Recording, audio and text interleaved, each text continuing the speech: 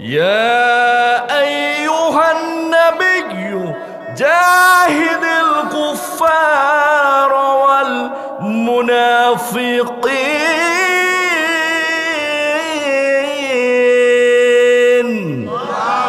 আল্লাহ বলছেন, হে রাসূল, আপনি কাফের এবং মুনাফিকদের বিরুদ্ধে যুদ্ধ ঘোষণা করুন। সুবহানাল্লাহ। বাংলাদেশে আল্লাহ রসুলের কোনো সাহাবী আসছিল কিনা জানার দরকার আছে না নাই? আপনারা জানেন? এই বাংলাদেশে, আমরা যে দেশে বাস করি, এই দেশে আল্লাহ রসুলের সাহাবী আসছিল। সুবহানাল্লাহ বলেন। এবং শুধু তাই নয়, এই দেশে এসে তিনি একটা মসজিদ নির্মাণ করে গিয়েছিলেন। আল্লাহু আকবার বলেন। লালমনিরহাটের পঞ্চগ্রাম ইউনিয়নের রামদাস গ্রামে তিনি একটা মসজিদ নির্মাণ করেন। ঐতিহাসিক ইবনে বতুতা বলেন, বাংলাদেশের ইতিহাসে এই মসজিদটা হলো বাংলাদেশের ইতিহাসে সাহাবীদের হাতে নির্মিত প্রথম মসজিদ। বলেন আল্লাহু আকবার। আজ থেকে 700 বছর পূর্বে এই রাজশাহী অঞ্চলের নাম ছিল মহাকালগড়। এই অঞ্চলটায় ছিল চরম দুঃশাসন, নিপীড়ন, কুসংস্কারে ভর্তি। হিন্দু মঠ এবং মন্দিরের মধ্যে কালী পূজার রজনীতে একজন বনি আদমকে, একজন যুবক তরুণকে ধরে নিয়ে গিয়ে কালীর মূর্তির সামনে এক কোবে তার গর্দান কেটে নরবলি দেওয়া হতো। বলেন নাউজুবিল্লাহ। শুধু তাই নয়, একজন যুবতীকে ধরে, মুরব্বী মাফ করবেন, বলার খাতিরে বলতে হচ্ছে, মন্দিরের পুরোহিতরা মিলে, সবাই মিলে ধর্ষণ করত এবং তার শরীরের যোনি রস নিয়ে শিবের ওই পূজার জায়গায় ঠেকে দিত। বলেন নাউজুবিল্লাহ। আজও ভারতের বিভিন্ন জায়গায় এই পূজা এখনো চালু রয়েছে। আসসালামু আলাইকুম ওয়া রাহমাতুল্লাহি ওয়া বারাকাতুহু। আলহামদুলিল্লাহ নাহমাদুহু ওয়া নাস্তাঈনুহু ওয়া নাস্তাগফিরুহু ওয়া নু'মিনু বিহি ওয়া নাতাওয়াক্কালু আলাইহি ওয়া নাউযু বিল্লাহি মিন শুরুরি আনফুসিনা ওয়া মিন সাইয়্যাতি আ'মালিনা। من يهده الله فلا مضل له ومن يضلل فلن تجد له وليا مرشدا. ونشهد أن لا إله إلا الله ونشهد أن سيدنا إمامنا قدوتنا حبيبنا وطبيبنا وطبيب روحنا محمد الذي أرسله بالحق بشيرا ونذيرا وداعيا إلى الله بإذنه وسراجا منيرا. فقد قال الله تعالى في كلامه المجيد والفرقانه الحميد. أعوذ بالله من الشيطان الرجيم. بسم الله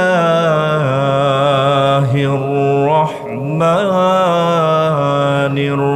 الرحيم. إن الله وملائكته يصلون على النبي يا أيها الذين آمنوا صلوا عليه وسلموا تسليما. اللهم صل على محمد كما صليت على إبراهيم إنك حميد مجيد. اللهم بارك على محمد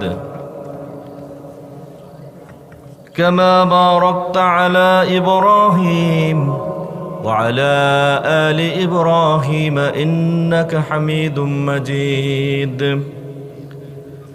ما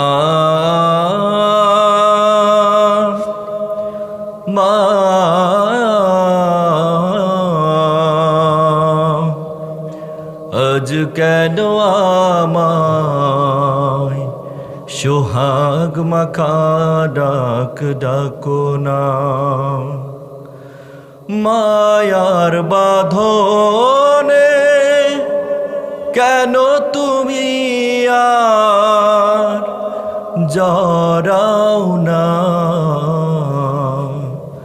আজ কেন আমায় সোহাগ মাখা ডাক ডাকো না, মা ও মা আজ কেন আমায় সোহাগ মাখা ডাক ডাকো না। হে মুসলমানেরা, দেখো তোমাদেরকে আমি রব্বুল আলামিন কেমন দয়া করে নবী দিয়েছি। মাশাআল্লাহ, এবার সুন্দর হয়েছে। আল্লাহ তাআলা সূরাতুল আম্বিয়ার মধ্যে বলছেন, ওমা আরসালনাকা ইল্লা রাহমাতাল লিল আলামিন। আল্লাহু আকবার। আল্লাহ বলছেন আমি যেমন রব্বুল আলামিন, আমার নবীও তেমন হলেন রাহমাতাল লিল আলামিন। সুবহানাল্লাহ। আমার নবী, আপনার নবী কেমন রহমতের নবী, চলুন একটু সিরাত থেকে দেখে আসি। প্রাণের মুসলমান ভাইরা আমার, মুসনাদে আহমদে বর্ণনা করছেন হযরত ইবনে আব্বাস রাদিয়াল্লাহু তাআলা আনহু বলছেন, ইহুদিদের একটা দল এলো আল্লাহর রাসূলের কাছে। সুবহানাল্লাহ বলেন। প্রশ্ন করতে এলো, এসে বলছেন, ইয়া রাসূলুল্লাহ, আপনি যদি সত্যি আল্লাহর প্রেরিত পুরুষ হয়ে থাকেন, বলুন তো আসমানে যে বিজলি চমকায়, বজ্রপাত হয়, এটা কি? যদি আমাদের গ্রন্থ তাওরাতের সঙ্গে মিলে যায়, আমরা এক দল এসেছি, সবাই মিলে আমরা ইসলাম কবুল করব। সুবহান আল্লাহ। রাসূল সাল্লাল্লাহু আলাইহি ওয়াসাল্লাম রব্বুল আলামিনের কাছে ফরিয়াদ করলেন। আল্লাহ তাআলা জিবরিল আমিনকে পাঠিয়ে দিলেন। আল্লাহ জানিয়ে দিলেন, হে রাসূল বলুন, এই বারকুন যেই বজ্রপাতটা হয়, এই বজ্রপাতের যে অগ্নিস্ফুলিঙ্গ, এইটা হচ্ছে মিকাইল আলাইহিস সালামের হাতের চাবুকের আগুন। সুবহানাল্লাহ। আর যে শব্দটা শুনতে পাওয়া যায়, এটা মেঘে মেঘে সংঘর্ষের কোনো গর্জন না, এইটা হলো মিকাইল আলাইহিস সালামের রাগের ক্রোধের গর্জন। আল্লাহু আকবার বলেন। উত্তর পাওয়ার সঙ্গে সঙ্গে ইহুদি পণ্ডিতরা এক দলে সমবেত হয়ে সকলে একসঙ্গে পড়ে নিলেন, আশহাদু আল্লা ইলাহা ইল্লাল্লাহু ওয়া আশহাদু আন্না মুহাম্মাদান আবদুহু ওয়া রাসূলুহু। একটু জিকির করি, লা ইলাহা ইল্লাল্লাহ, লা ইলাহা মুহাব্বাত, লা ইলাহা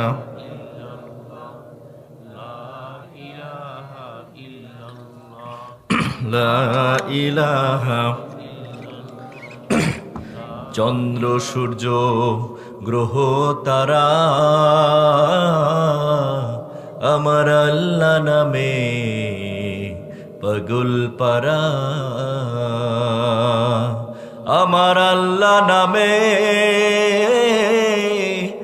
এত মায়া জপলেও হৃদয় ভরে না, লা ইলাহা ইল্লাল্লাহ, লা ইলাহা। আলহামদুলিল্লাহ। প্রাণের ভাইরা আমার, সহিহ বুখারীতে বর্ণিত আব্দুল্লাহ ইবনে সালাম রাদিয়াল্লাহু তাআলা আনহু বলেন, আমি তখনও মুসলমান হইনি, তখনও আমি রয়েছিলাম ইহুদি। আমি রাসূলুল্লাহকে দেখে বললাম, আপনি বলুন তো, মায়ের পেটের সন্তান কেন পুরুষ হয় অথবা কেন নারী হয়, অর্থাৎ কেন পুত্র সন্তান আর কেন কন্যা সন্তান হয়? ও বড় ভাই, জানার দরকার আছে না নাই? মায়ের পেটের সন্তান কেন পুরুষ হয়, কেন নারী হয়, কেন কন্যা হয়, কেন পুত্র হয়, এইটা কিসের উপর নির্ভর করে হয় বলুন তো?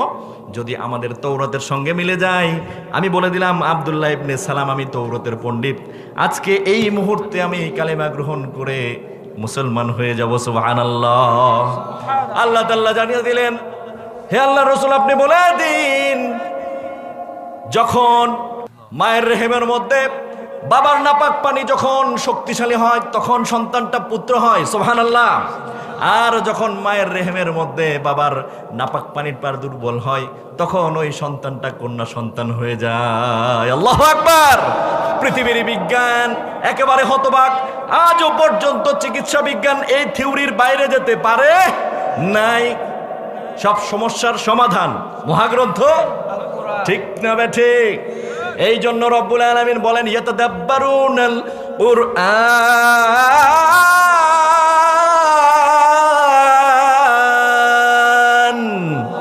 আল্লাহ বলেন কেন তোমরা কোরআন গবেষণা করো না? আমি আল্লাহ এমন কোন বিষয় নাই যা কোরআন কারিমে লিপিবদ্ধ করি নাই। সুবহানাল্লাহ। প্রাণের ভাইয়েরা আমার, এই জন্য সন্তান সন্ততিকে মাদ্রাসায় পড়াবেন অন্তত ছোট্টবেলায়। কারণ আপনি সকালবেলা যদি পেঁয়াজ দিয়ে পান্তা খান, এলাকায় খায় না? সভাপতি সাহেব খান না আপনারা? আমাদের রাজশাহীতে কিন্তু আমরা খাই। কি বলেন হুজুর? সকালে যদি গাইটা পেঁয়াজ দিয়ে পান্তা খান মুরব্বি, কি পেঁয়াজ, সারাদিন মুখে গন্ধ থাকে কি থাকে না? যতই ব্রাশ করেন, যতই দাঁত মাজেন, একটা দুর্গন্ধ থেকেই যায়।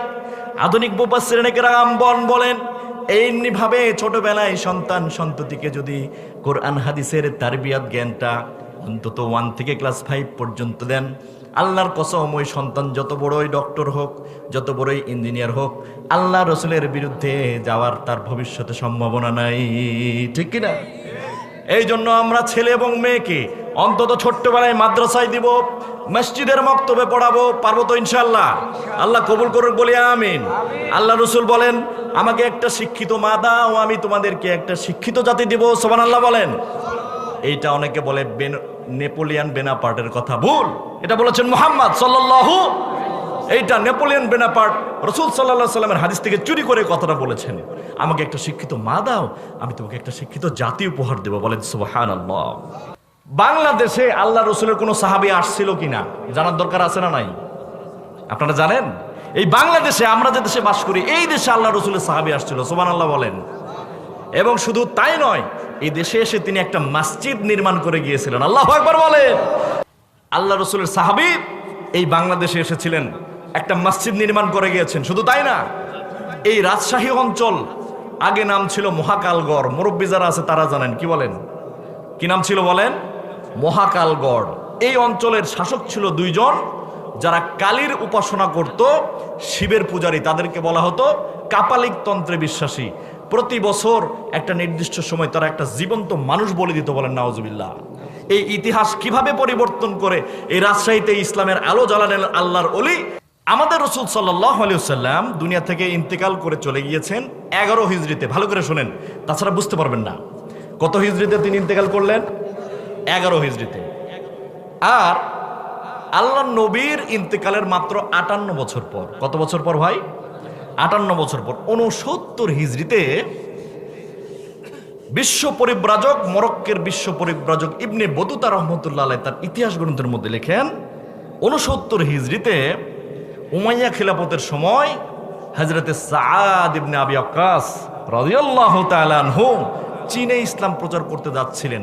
সৌদি আরব থেকে চীনে যাচ্ছিলেন নৌকায় করে, জাহাজে করে। পথিমধ্যে তিনি চট্টগ্রাম বন্দরে এসে অবতরণ করেছেন এবং দিনের দাওয়াত দিতে দিতে আস্তে আস্তে তিনি চলে গিয়েছেন লালমনিরহাটে। বলেন সুবহানাল্লাহ। লালমনিরহাটের পঞ্চগ্রাম ইউনিয়নের রামদাস গ্রামে তিনি একটা মসজিদ নির্মাণ করেন। ঐতিহাসিক ইবনে বতুতা বলেন বাংলাদেশের ইতিহাসে এই মসজিদটা হলো বাংলাদেশের ইতিহাসে সাহাবীদের হাতে নির্মিত প্রথম মসজিদ। বলেন আল্লাহু আকবার। এইবার আমার কাছে বলেন, পৃথিবীতে মানুষ পাঠানোর পরে আল্লাহ প্রথম কাজ কি দিয়েছেন? আল্লাহ তাআলা আদম আলাইহিস সালামকে বললেন, হে আদম, আমার জন্য একটা ঘর নির্মাণ করো। সুবহানাল্লাহ। এই বাইতুল্লাহ শরীফ কাবা প্রথম নির্মাণ করলেন সাইয়েদনা আদম আলাইহিস সালাম। এই জন্য প্রাণের ভাইরা, মসজিদ যেখানে আমরা আছি, মসজিদ যেখানে রহমত বেশি, জীবনের শেষ যাত্রাটাও হবে মসজিদে ঝোলানো সেই খাটিয়ায়। ঠিক কিনা? নাকি আমি যেমন আজকে 12 লাখ টাকা দামের গাড়িতে আসছি, সভাপতি যেমন বিমানে করে শাঁ করে সৌদি আরব চলে গিয়েছেন, এরকম দামি কোনো বাহনে কি আমরা কবরে যাব? কি বলেন বড় ভাই? এরকম দামি বাহনে যাব?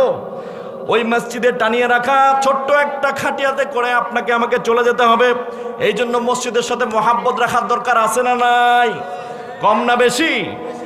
সম্মানিত হাজিরিন, চলুন শুনে আসি। সাইয়েদনা সাআদ বিন আবি ওয়াক্কাস রাদিয়াল্লাহু তাআলা আনহু লালমনিরহাটে মসজিদ স্থাপন করলেন, বাংলাদেশের ইতিহাসে সর্বপ্রথম। কিন্তু আজ থেকে আজ থেকে 700 বছর পূর্বে এই রাজশাহী অঞ্চলের নাম ছিল মহাকালগড়। এই অঞ্চলটায় ছিল চরম দুঃশাসন, নিপীড়ন, কুসংস্কারে ভর্তি। হিন্দু মঠ এবং মন্দিরের মধ্যে কালী পূজার রজনীতে একজন বনি আদমকে, একজন যুবক তরুণকে ধরে নিয়ে গিয়ে কালীর মূর্তির সামনে এক কোবে তার গর্দান কেটে নরবলি দেওয়া হতো। বলেন নাউজুবিল্লাহ। শুধু তাই নয়, একজন যুবতীকে ধরে, মুরব্বী মাফ করবেন, বলার খাতিরে বলতে হচ্ছে, মন্দিরের পুরোহিতরা মিলে, সবাই মিলে ধর্ষণ করত এবং তার শরীরের যোনিরস নিয়ে শিবের ওই পূজার জায়গায় ঠেকে দিত। বলেন নাউজুবিল্লাহ। আজও ভারতের বিভিন্ন জায়গায় এই পূজা এখনো চালু রয়েছে। প্রাণের ভাইয়েরা, কলিজার কানটা খুলে দিয়ে শোনেন। শুধু তাই নয়, এই মহাকালগড় তথা রাজশাহীতে আদিম জামানায় যখন কোনো স্বামী ইন্তেকাল করত বা মারা যেত, ওই স্বামীর সঙ্গে যে স্ত্রী বেঁচে থাকতো তাকেও একসঙ্গে বেঁধে চিতার মধ্যে পুড়ে মারিয়ে ফেলা হতো। বলেন নাউজুবিল্লাহ। এটাকে বলে সহমরণ অথবা সতীদাহ প্রথা। কি প্রথা? সতীদাহ প্রথা। এমন ভয়ঙ্কর যখন অবস্থান চলছে, ঠিক এমনি সময় রব্বুল আলামিন সুদূর ইরাকের বাগদাদ নগরী থেকে আল্লাহর একজন ওলিকে পাঠিয়ে দিলেন। সুবহানাল্লাহ বলেন। এই ইতিহাস আজকে আমরা তাফসীর আকারে, আলোচনা আকারে শুনবো ইনশাআল্লাহ। আল্লাহ তাআলা এই জন্য কোরআন কারিমে বলেন, ইউরিদুনা লিইউতফিউ নূরাল্লাহি বিআফওয়াহিহিম ওয়াল্লাহু মুতিম্মু নূরিহি ওয়ালাউ কারিহাল কাফিরুন। আল্লাহ তাআলা বলছেন, কাফেররা ফু দিয়ে আমার দিনকে নিভিয়ে দিতে চায়, কিন্তু আমি আল্লাহ আমার দিনকে অবশ্যই প্রজ্বলিত করব, প্রতিষ্ঠিত করব, যতই তাতে কাফেররা কষ্ট পেয়ে যাক। সুবহানাল্লাহ। আল্লাহ যেভাবেই হোক না কেন দিনকে প্রতিষ্ঠা করবেন। প্রাণের ভাইয়েরা, সে আল্লাহর ওলির নাম সৈয়দ আব্দুল কুদ্দুস রহমতুল্লাহ আলাইহি। ও বড় ভাই, কি নাম বললাম বলেন তো? সৈয়দ আব্দুল কুদ্দুস রহমতুল্লাহ আলাইহি। আর তার উপনাম হলো শাহ মখদুম রহমতুল্লাহ আলাইহি। সুবহানাল্লাহ। আসেন আমরা নামের অর্থটা শুনি। শাহ শব্দটা হলো ফার্সি শব্দ। কি শব্দ ভাই? ফার্সি শব্দ, যার অর্থ হলো বাদশাহ। আর মখদুম আরবি শব্দ, যার অর্থ ধর্মীয় উস্তাজ বা শিক্ষক। এই যে আমার এই হুজুরের মতো ধর্মীয় শিক্ষক। কথা বুঝতে পেরেছেন? আর রূপস হলো বিশেষণ বা লকব, মানে সুন্দর, মানে সুন্দরতম ধর্মীয় শিক্ষক বা শিক্ষকদের বাদশাহ। এইটা হলো শাহ মখদুম রূপস রহমতুল্লাহ। কিন্তু তার আসল নাম কি? বাবা মার দেওয়া নাম হচ্ছে সৈয়দ আব্দুল কুদ্দুস রহমতুল্লাহ আলাইহি। কি নাম? আব্দুল কুদ্দুস। জন্ম হলো ইরাকের বাগদাদে। নবীদের পদচিহ্ন ধন্য সেই ইরাকের বাগদাদে তার জন্ম। একাধারে হাফেজে কোরআন, হাদিস, ফিকহ এবং বিভিন্ন শাস্ত্রে পাণ্ডিত্য অর্জন করবার পরে তিনি যখন এই ভারতীয় উপমহাদেশে আগমন করলেন, তখন থেকে দিনের কাজ শুরু করে দিলেন, দিন প্রচারের কাজে আঞ্জাম দেওয়া শুরু করলেন। প্রাণের ভাইয়েরা, এই আব্দুল কাদের, এই শাহ মখদুম রূপস রহমতুল্লাহ আলাইহি ছিলেন আব্দুল কাদের জিলানী রহমতুল্লাহ আলাইহির সরাসরি হলো পুত্র বা নাতি। সুবহানাল্লাহ। আব্দুল কাদের জিলানী রহমতুল্লাহ আলাইহির পুত্রের নাম হলো আজাল্লাহ শাহ, তারই সন্তান হলো সৈয়দ আব্দুল কুদ্দুস রহমতুল্লাহ আলাইহি। সম্মানিত হাজিরিন, হৃদয়ের কানটা খুলে দিয়ে শুনুন। শৈশব কৈশোর পেরিয়ে যখন শাহ মখদুম রহমতুল্লাহ আলাইহি যৌবনে পদার্পণ করলেন, তখন দিল্লির সম্রাট গোটা ভারতবর্ষকে তখন শাসন করতেন নাসিরউদ্দিন, সম্রাট নাসিরউদ্দিন। সেই সময়ে শুধু দিল্লির শাসক করতেন। দিল্লির শাসক ছিলেন গিয়াসউদ্দিন বলবন রহমতুল্লাহ আলাইহি। কি নাম বললাম? নামগুলো মনে রাখেন, তাছাড়া আলোচনা বুঝতে পারবেন না, বিরক্ত লাগবে। হুজুর কি বললো বুঝতে পারলাম না। কথা বুঝতে পেরেছেন? হযরত গিয়াসউদ্দিন বলবন রহমতুল্লাহ আলাইহি তিনি একটা চিঠি লিখে দিলেন ইরাকের বাগদাদে। শাহ মখদুম রহমতুল্লাহ আলাইহি তার পিতা এবং ভাই সহ কিছু শিষ্য সহ তারা যেন এই দিল্লিতে, এই কাফের স্থানে, হিন্দুস্তানে দাওয়াতে তাবলীগ নিয়ে আসে, ইসলামের কথাগুলো যেন প্রচার করে মানুষকে বুঝিয়ে দেয়। সুবহানাল্লাহ। মোট কথা, ইসলাম প্রচারের জন্য গিয়াসউদ্দিন বলবন তাদেরকে ইরাক থেকে দাওয়াত দিয়ে নিয়ে আসলেন। তারা এবার চলে আসলো দিল্লিতে। কোথায় আসলো ভাই? দিল্লিতে চলে আসলেন। শাহ মখদুম তার আব্বাকে নিয়ে, তার ভাই এবং সঙ্গী সাথীদেরকে নিয়ে চলে আসলেন দিল্লিতে। যখন তারা দিল্লিতে চলে আসলেন, তখন বাংলা অর্থাৎ কলকাতা এবং বাংলাদেশ মিলেছিল বাংলা। কথা বুঝতে পেরেছেন? কলকাতা, মুর্শিদাবাদ এবং এই বাংলাদেশ মিলে তখন কি ছিল? বাংলা ছিল। এই যে মুরব্বীরা ধরে নিয়েছে। এই অঞ্চলটার শাসক ছিলেন তুগরিল খান। কি নাম বললাম? তুগরিল খানকে হিন্দু রাজারা বিভিন্নভাবে ভুল বুঝিয়ে এবং লোভ লালসা দিয়ে বোঝালো, তুগরিল খান তুমি এত মহান, তুমি এত বুদ্ধিমান, কেন তুমি ওই গিয়াসউদ্দিন বলবনের নেতৃত্বে তার রাজত্বের আন্ডারে তুমি থেকে রাজ্য শাসন করবে? তুমি তো নিজেই রাজা হয়ে যেতে পারো। নাউজুবিল্লাহ বলেন। বুঝতে পেরেছেন? মানে উস্কানি দিচ্ছে। ওদের কাজ কি? উস্কানি দেওয়া। যেমন উস্কানি দিয়ে দিয়ে দেশটাকে জাহান্নাম বানিয়ে ফেলেছিল, আল্লাহর দয়ায় বাংলার মানুষ এক ধাক্কা দিয়ে আবার সেইখানেই পাঠিয়ে দিয়েছে। কথা বলেন ঠিক না বেটে? এইভাবে উস্কানি দিয়ে তুগরিল খানকে বিদ্রোহ করালো। তুগরিল খান বলল, আমি এই বাংলার রাজা, আমি আর বলবন টলবন কাউকে চিনি না। কথা বুঝতে পেরেছেন? আমি একাই রাজা, এখানে আমি রাজত্ব করব। শোনবার পরে গিয়াসউদ্দিন বলবন রহমতুল্লাহ আলাইহি তখন বৃদ্ধ বয়স, কি করবেন সাহস পাচ্ছেন না। শাহ মখদুম রূপসকে ডেকে বললেন, ভাই আব্দুল কুদ্দুস, বলো তো কি করা যায়? এবার আল্লাহর কোরআনুল কারীমের হাফেজ আব্দুল কুদ্দুস তথা এই শাহ মখদুম রূপস রহমতুল্লাহ আলাইহি কোরআনুল কারীম থেকে তেলাওয়াত করে শোনাচ্ছেন, ইয়া আইয়ুহান নাবিয়্যু জাহিদিল কুফার ওয়াল মুনাফিকিন।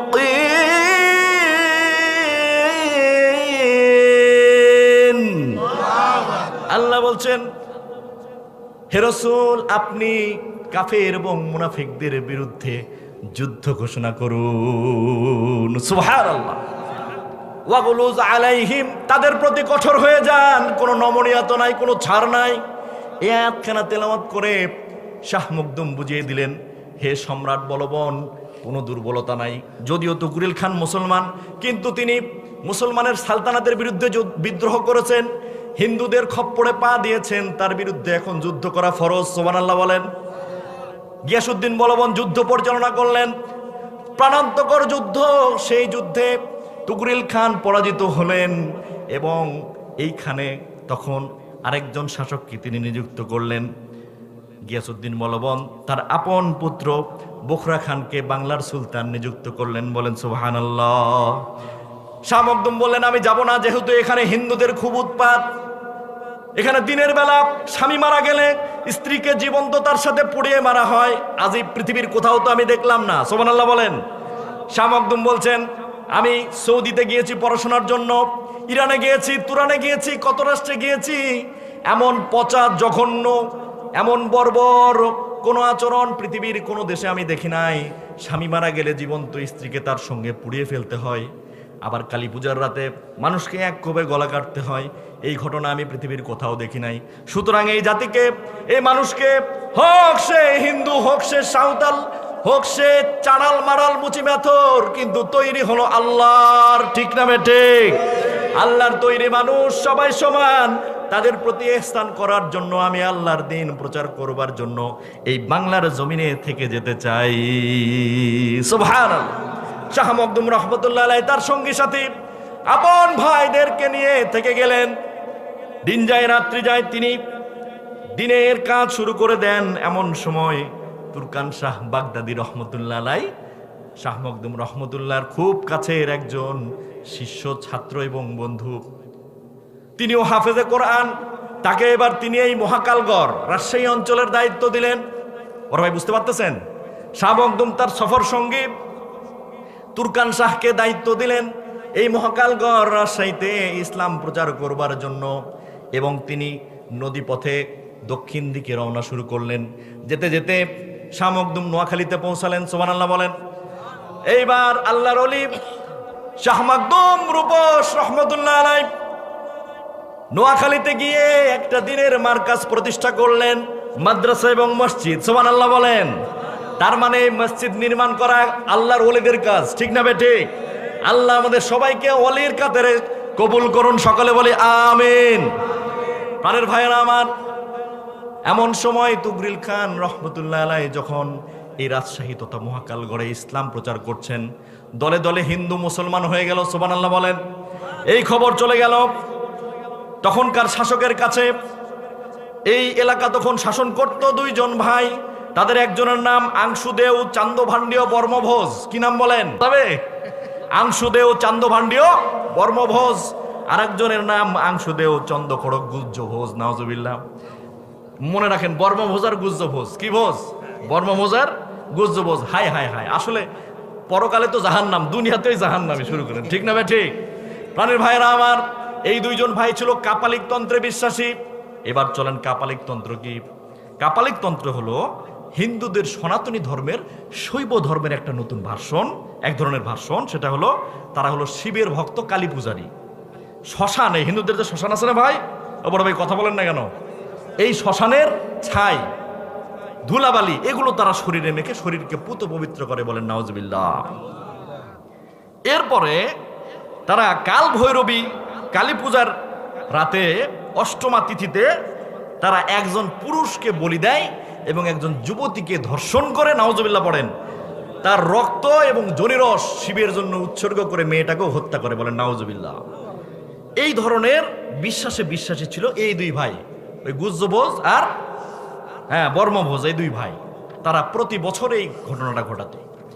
এমন সময় হিন্দু পরিবারের একজন হঠাৎ করে এলেন, তুরকান শাহ রহমতুল্লাহ আলাইহির দরবারে এসে বললেন, হে আল্লাহর ওলি, আমাদেরকে বাঁচান, আমার একটাই মাত্র পুত্র আজকে এই স্বৈর শাসক, এই জালেম শাসক, এই গুজ্জভোজ আর এই বর্মভোজ দুই ভাইয়ের নির্দেশে কালীর মূর্তির সামনে আমার এই একমাত্র সন্তানকে নিয়ে যে বলি দেওয়া হবে, বলেন নাউজুবিল্লাহ।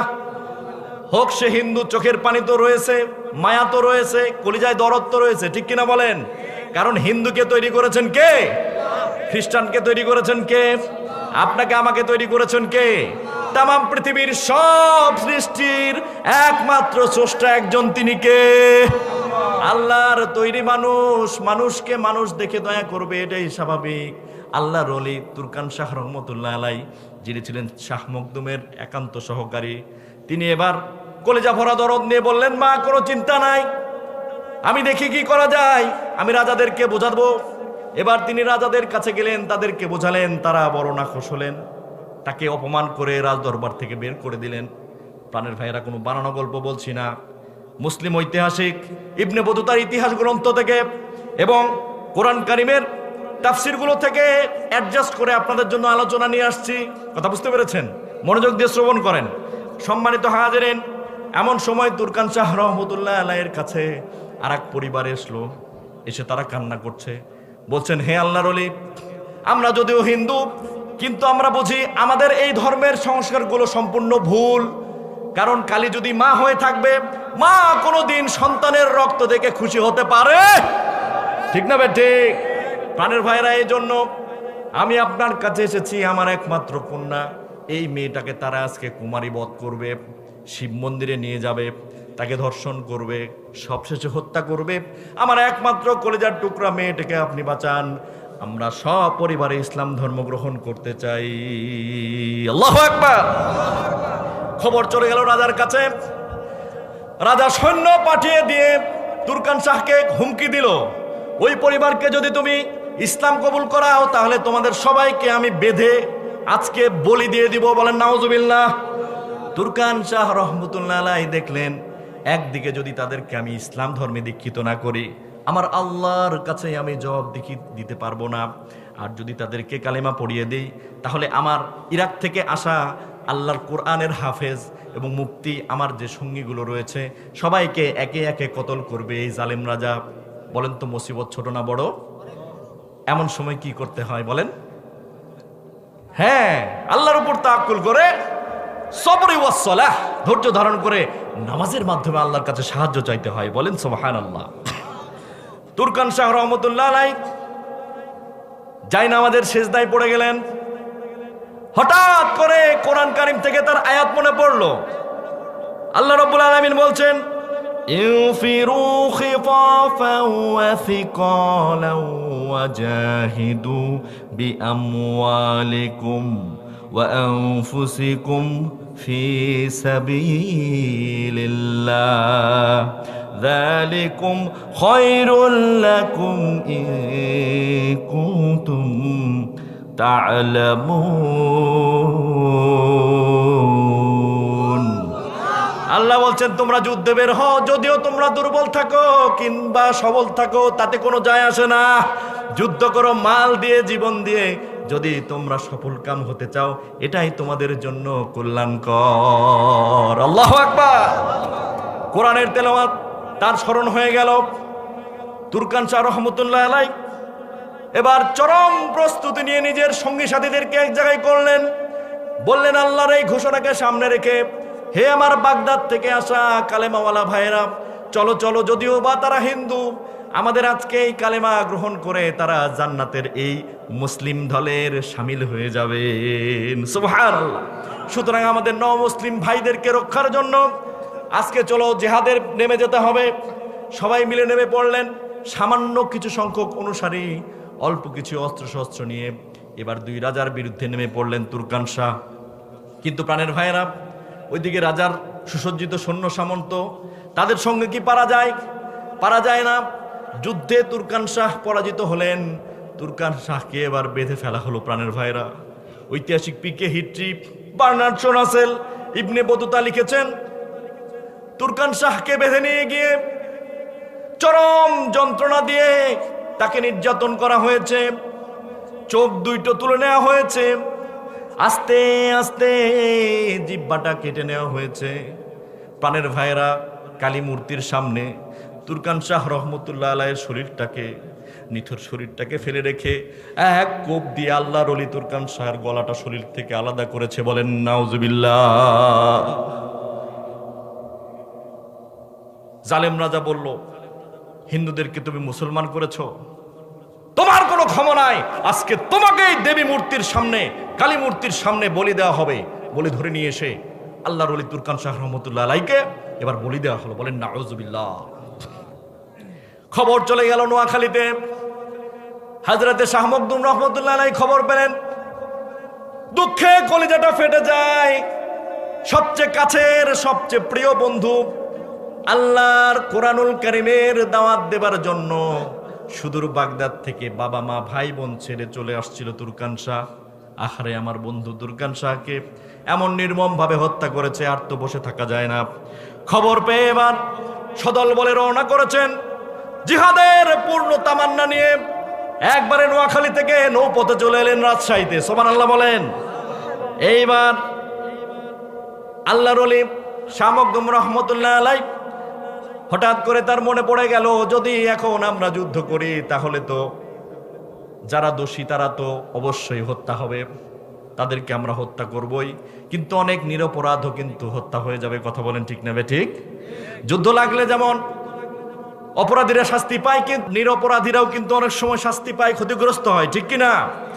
কিন্তু এই অবস্থায় তার কোরআন কারীমের আয়াতের কথা মনে পড়ে গেল, যেখানে রব্বুল আলামিন বলছেন, ওয়াকাতিলুহুম হাত্তা লা তাকুনা ফিতনাতু ওয়া ইয়াকুনাদ-দীনু কুল্লুহু লিল্লাহ।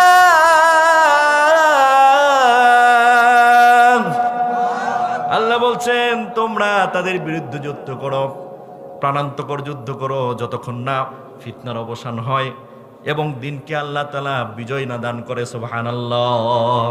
কোনো কম্প্রোমাইজ নাই, ততক্ষণ যুদ্ধ চলবে যতক্ষণ আল্লাহর কালাম, আল্লাহর কালেমা আসমানে না উড্ডয়ন হচ্ছে, ততক্ষণ তোমরা যুদ্ধ চালিয়ে যাবে। বলেন সুবহানাল্লাহ।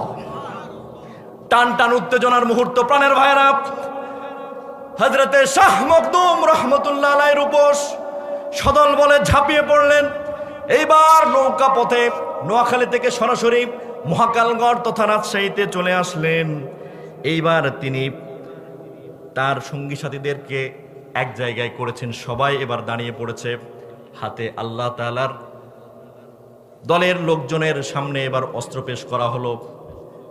শাহ মখদুমের বাহিনী এবার প্রস্তুত, কিন্তু শাহ মখদুম লক্ষ্য করলেন ওই গুজ্জভোজ আর বর্মভোজ, ওই দুই জালেমের সৈন্যের তুলনায় এই আল্লাহর ওলির সৈন্যবাহিনী অনেক কম।